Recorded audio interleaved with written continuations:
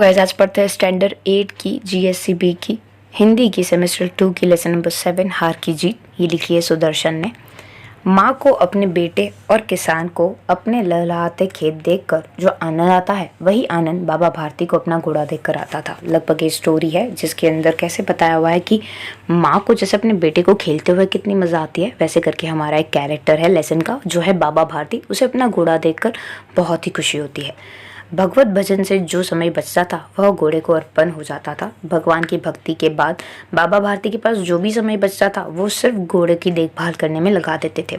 वह घोड़ा बहुत ही सुंदर और बलवान था और उनका घोड़ा इतना खूबसूरत और इतना ताकतवर था, इसके जोड़े का घोड़ा सारे इलाके में ना था। अगर पूरे एरिया की बात करें तो इतना प्यारा, अच्छा और बलवान घोड़ा कहीं नहीं था। बाबा भारती उसे सुल्तान कहकर पुकारते थे और बाबा भारती उसे सुल्तान कहते थे और अपने हाथ से उसे खरहारा करते थे, मीन्स खाना खिलाते थे, दाना खिलाते थे और उसे देख देख कर इतने खुश हो जाते थे।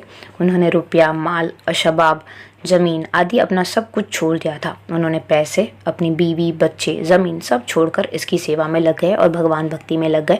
यहाँ तक कि उन्हें नगर के जीवन से भी घृणा हो गई, उन्हें शहर के जीवन से ऐसे नफरत सी हो गई। अब गांव के बाहर एक छोटे से मंदिर में रहते हैं और भगवान का भजन करते हैं। गांव के दूर कहीं एक मंदिर है, वहीं पे भगवान की पूजा करते हैं और ये घोड़े के साथ अपना जीवन व्यतीत करते हैं। मैं सुल्तान के बिना नहीं रह सकूंगा। उन्हें ऐसा लगने लगा था, कहीं ना कहीं ऐसा लगने लगा था उन्हें कि मैं इसके बिना नहीं रह पाऊंगा।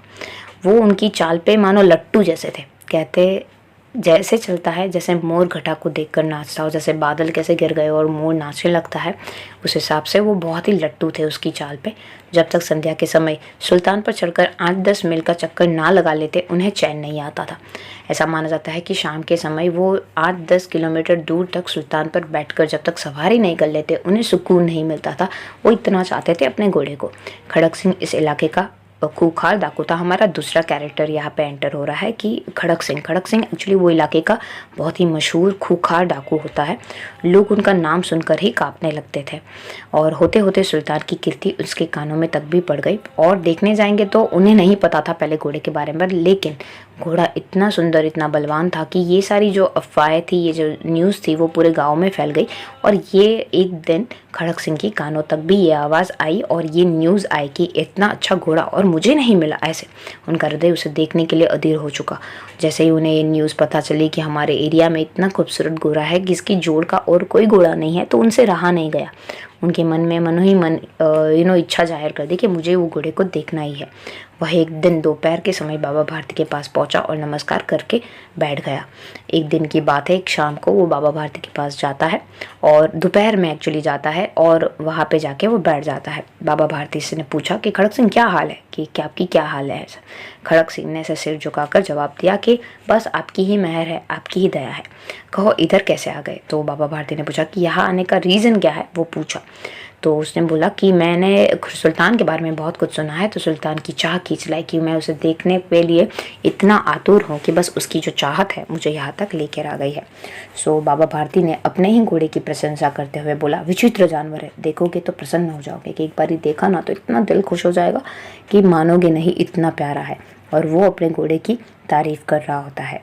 मैंने भी बड़ी प्रशंसा सुनी है। और यहाँ पे खड़क सिंह बोलता है कि मैंने भी बहुत तारीफ़ सुनी है।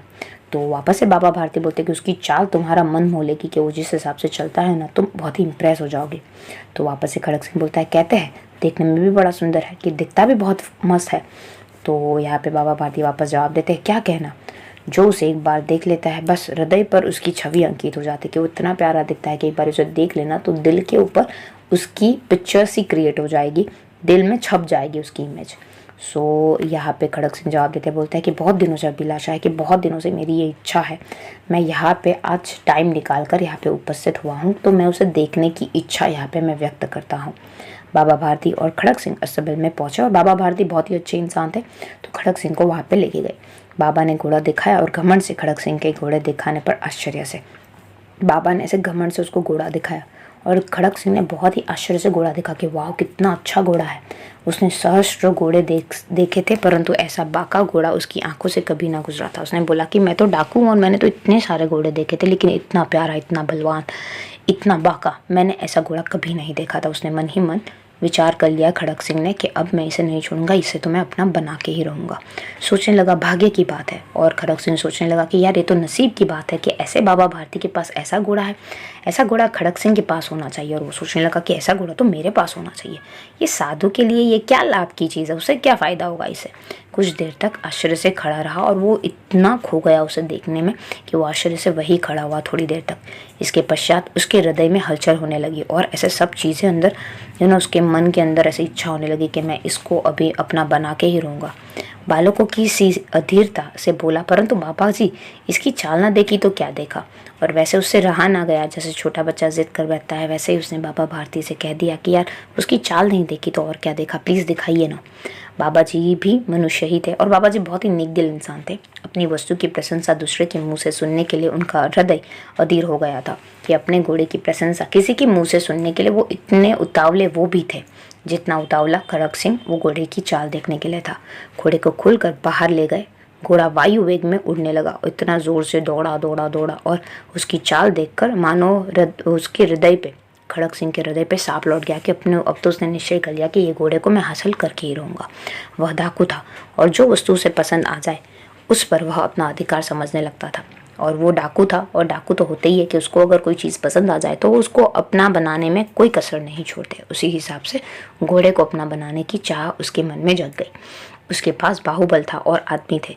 जाते जाते उसे कहता गया, बाबा जी मैं यह घोड़ा आपके पास ना रहने दूंगा। और धमकी देके गया बाबा जी को कि यार मेरे पास तो इतने सारे, वो सोचने लगा खुद ही अपने मन में कि मेरे पास तो इतने सारे मैन पावर है, इतने सारे आदमी है मेरे पास, तो मैं बाबा भारती को ये कहूँगा और वो बोलता है कि मैं इसे आपके पास नहीं रहने दूंगा, मैं बहुत ही जल्द इसको मेरे पास लेके जाऊँगा, मैं अपना बना लूँगा उसको। बाबा भारती डर गए, उनकी रातों की नींद उड़ गई। वो सारी रात अष्टबल की रखवाली करते रहते थे। उनको तो मानो जी नहीं मानता था। वो थोड़ी थोड़ी देर के बाद देखने आया कि कभी सुल्तान तो है ना। प्रतिक्षण खड़क सिंह का डर उन्हें सताने लगा, परंतु कई महीने बीत गए लेकिन खड़क सिंह नहीं आया। यहाँ तक कि बाबा भारती कुछ असावध हो गए कि अभी मुझे नहीं लगता कि वो आएगा, तो वो टेंशन फ्री हो गए। कुछ महीनों के बाद एक समय की बात है कि संध्या का समय था, शाम का टाइम था। बाबा भारती सुल्तान की पीठ पर सवार होकर घूमने के लिए जा रहे थे। उसी समय आंखों में चमक थी, मुख पर प्रसन्नता, और वो बहुत ही खुश थे उस टाइम। वो चलाने, जैसे रोज़ वो शाम को 8-10 माइल चलकर उसका घोड़े सवारी करते थे उस हिसाब से, तो बहुत ही खुश थे, चलाते चलाते जा रहे थे। कभी घोड़े के शरीर को देखते, कभी उसके रंग को, कभी मन में फूले नहीं समाते कि कितना प्यारा घोड़ा है और ये मेरे पास है। और वैसे करके ऐसे खुश होकर घोड़ा चला रहे थे। सहसा एक जोर से आवाज़ आई, ओह बाबा, इस कंगले की सुनते जाता। और एक गरीब वहाँ पे नीचे बैठकर कहरा रहा होता है दर्द के मारे, और बाबा भारती से मदद मांग रहा होता है। आवाज़ में बहुत ही दया थी, करुणा थी। बाबा ने घोड़े को रोक लिया, क्योंकि बाबा बहुत ही अच्छे इंसान थे, तो उन्होंने घोड़े को वही रोक लिया। देखा एक अपाहिज वृक्ष की छाया में पड़ा कहार रहा है कि जो एक अपाहिज है वो वही नीचे वृक्ष के नीचे छाया में बैठकर दर्द के मारे कुछ बोल रहा है। बोला, क्यों, तुम्हें क्या कष्ट है? बाबा भारती से रहा नहीं गया और पूछ लेते कि तुम्हें क्या प्रॉब्लम है। अपाहिज ने हाथ छोड़कर कहा, बाबा मैं दुखियारा हूँ, मुझ पर दया करो। रामवाला यहाँ से 3 मील दूर है, मुझे वही जाना है। घोड़े पर चढ़ा लो, परमात्मा भला करेगा कि मुझे यहाँ से रामवाला जाना है और यहाँ पे कोई घुड़सवार आएगा नहीं मेरी मदद करने के लिए, तो तुम प्लीज़ मुझे अपने घोड़े पर चला के मुझे वहाँ तक छोड़ दो।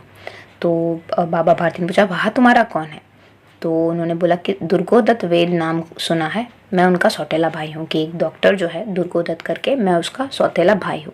बाबा भारती ने घोड़े से उतार कर अपाहिज को घोड़े पर बैठा दिया, स्वयं उसकी लगाम पकड़कर धीरे धीरे चलने लगे। और इस हिसाब से दया खाकर बाबा भारती ने वो अपाहिज को ऊपर चढ़ा लिया और लगाम पकड़कर उसको धीरे धीरे चलाने लगे। सहसा एक झटका सा उठा और लगाम हाथ से छूट गई, और बाबा भारती के आश्चर्य का ठिकाना नहीं हुआ। क्या हुआ आप सुनोगे तो आप हक्के बक्के रह जाओगे।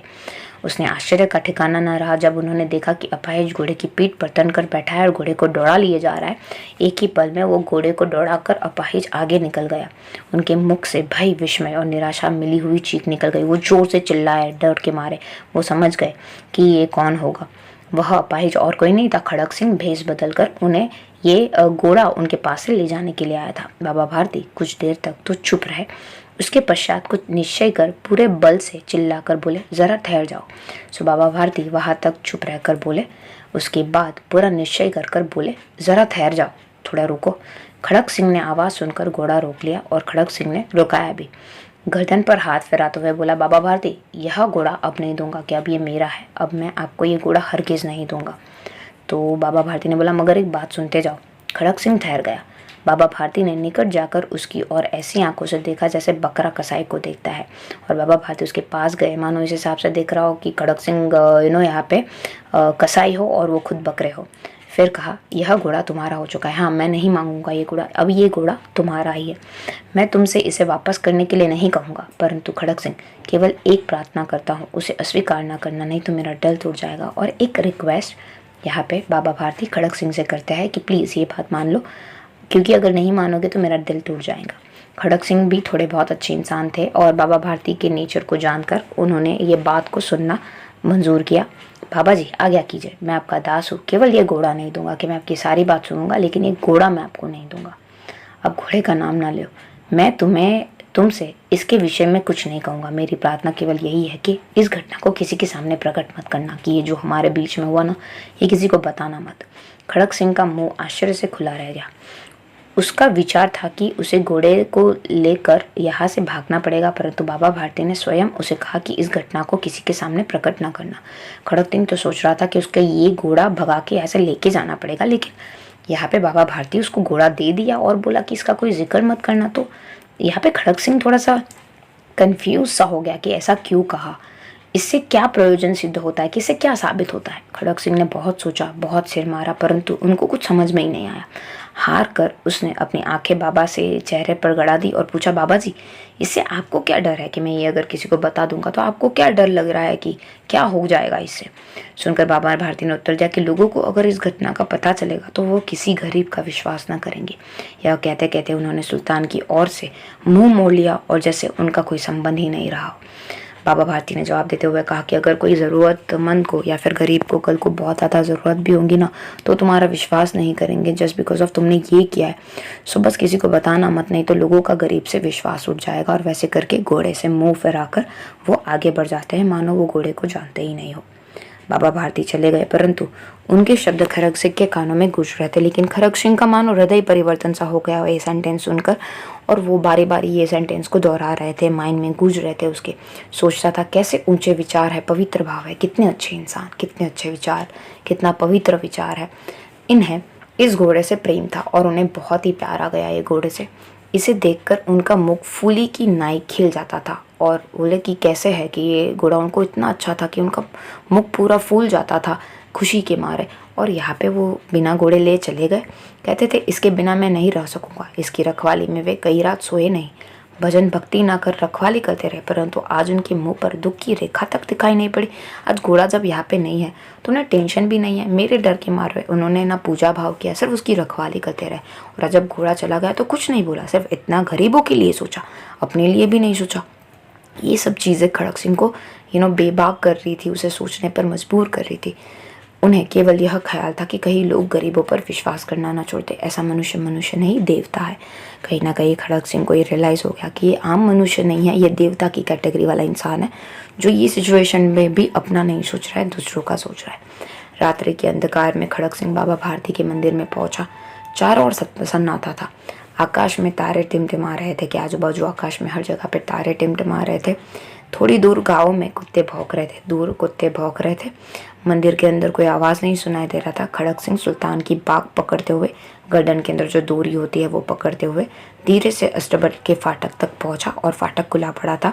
किसी समय वहाँ बाबा भारती स्वयं लाठी लेकर पहरा देते थे।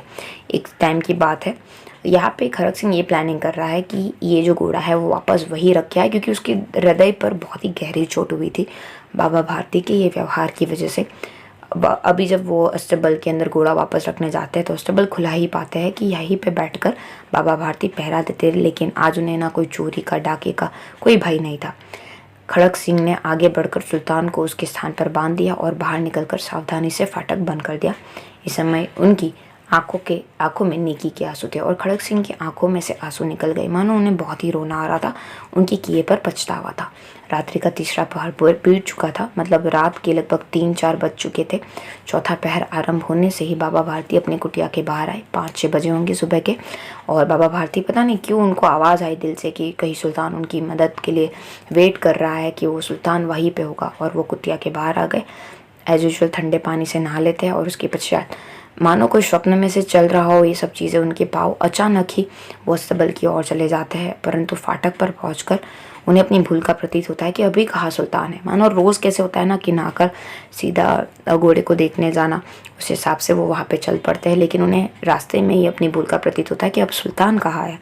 साथ ही घोड़ निराशा के पाँवों को मन भर का बना दिया, और वे वहीं रुक गए, और वहीं पे फाटक खोले बिना वहीं रुक जाते हैं, और वही सोचने लगते हैं कि यहाँ पे अब तो सुल्तान है नहीं, मैं यहाँ पर रुक के क्या करूँगा। घोड़े ने अपने स्वामी के पाँवों की चाप को पहचान लिया और जोर से हिनहिनाने लगा, और एकदम सडनली फाटक के अंदर से सुल्तान की चिल्लाने की आवाज़ आती है, हिनहिनाने की आवाज़ आती है। अब बाबा भारती आश्चर्य और प्रशंसा से दौड़ते हुए अंदर घुसे और अपने प्यारे घोड़े को गले से लिपटकर इस प्रकार रोने लगे, और बाबा भारती को लगा कि घोड़ा कहाँ से आ गया। बहुत ही शौक हो गए। अंदर जाके देखा तो घोड़े को देखकर इतना खुश हो गए, और वो उसे पकड़कर रोने लगे, मानो कोई पिता अपने बच्चे बिछड़ गए हो और कैसे वापस मिलते हो और कैसे इस हिसाब से रोते हो, उस हिसाब से मिलन यहाँ पे दिख रहा था। बार बार उसकी पीठ पर हाथ फेराते, बार बार उसके मुंह पर थपकियाँ देते, उसके चेहरे पर ऐसे थोड़े थोड़े ऐसे हाथ लगाते, और फिर उसकी पीठ पर ऐसे बार बार हाथ फेराते, मानो उन्हें कितनी खुशी हो रही हो। फिर वे संतोष से बोले, अब कोई गरीब की सहायता से मुंह नहीं मोड़ेगा, कि अब कोई गरीब मना नहीं करेगा किसी गरीब की मदद करने में। और वैसे करके उन्हें ये सब चीज़ें ज्ञात हो जाती है कि खड़क सिंह का हृदय परिवर्तन हो गया है, और उन्हें अपनी गलती का एहसास हो गया है, और सुल्तान को यहाँ पे अस्तबल में वापस से बांध कर वही छोड़ के गया है, और वो अपने वर्ड है वापस ले लेते हैं कि अब गरीबों की मदद करने में कोई हिचकिचाहट नहीं करेगा। होपफुली आपको समझ में आ गया होगा। Thank you so much.